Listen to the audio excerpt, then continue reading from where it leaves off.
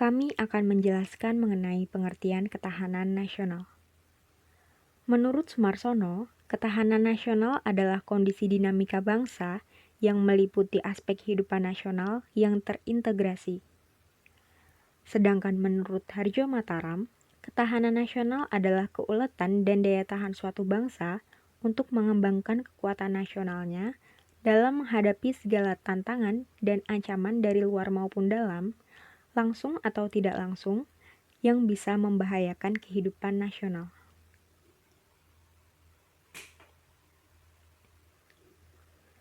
Kemudian Suradinata dan Kailan mengemukakan bahwa ketahanan nasional adalah kondisi dinamis suatu negara yang memiliki keuletan dan ketangguhan, serta mampu mengembangkan kekuatan nasionalnya dalam menghadapi dan mengatasi segala ancaman, gangguan, hambatan, dan tantangan yang datang dari luar maupun dalam negeri, baik secara langsung ataupun tidak langsung, dapat membahayakan integritas, identitas, kelangsungan hidup berbangsa dan bernegara, serta perjuangan bangsa dalam mencapai tujuan nasional.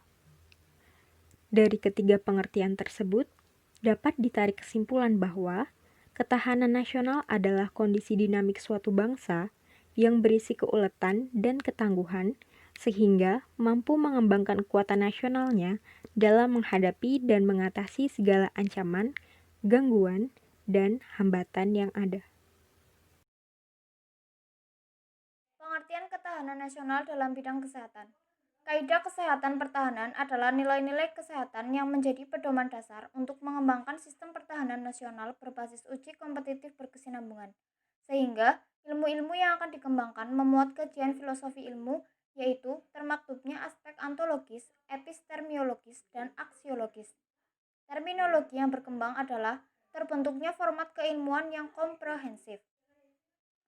Kesehatan pertahanan juga merupakan konsep multiparadigmatik berdimensi tataran dan parameter keilmuan multidisipliner dan berbagai multi pendekatan yang termasuknya adalah analisis, sintetis, dan solutif dengan basis filosofi dan kesejarahan membangun suatu karakteristik kesehatan pertahanan yang memiliki suatu perspektif keilmuan yang memiliki realitas dan validitas.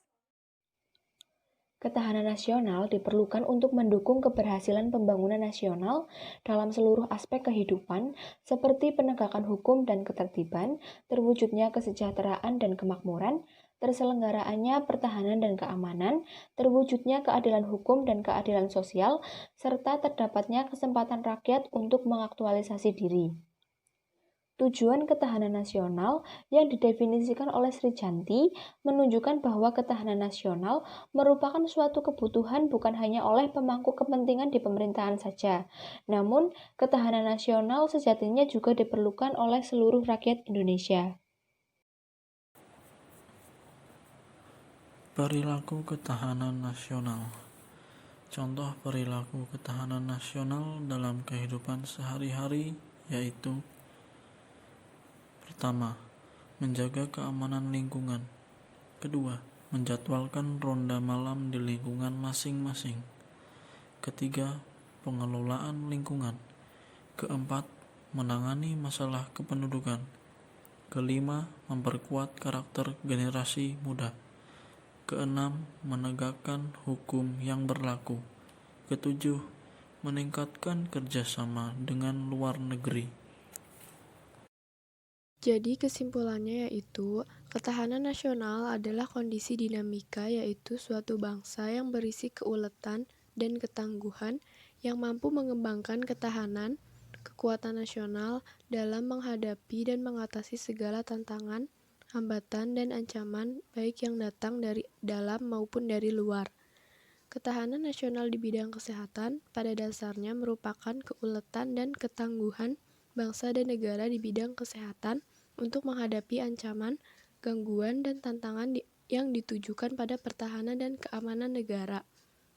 Ketahanan nasional diperlukan untuk mendukung keberhasilan pembangunan nasional dalam seluruh aspek kehidupan, menjamin identitas, integritas, dan kelangsungan hidup negara, serta menjaga eksistensi usaha untuk mencapai kepentingan nasional. Melalui Kementerian Koordinator Kesejahteraan Rakyat, diharapkan dapat mengambil inisiatif dengan melibatkan Kementerian Keuangan, Kementerian Kesehatan, Kementerian Pendidikan, Kementerian Pendayagunaan Aparatur Negara, dan Reformasi Birokrasi, organisasi profesi, organisasi kemasyarakatan, dan LSM, agar dihasilkan doktrin dasar nasional di bidang kesehatan yang lebih komprehensif dan integral guna mencapai tujuan pembangunan kesehatan yang sebagaimana diharapkan.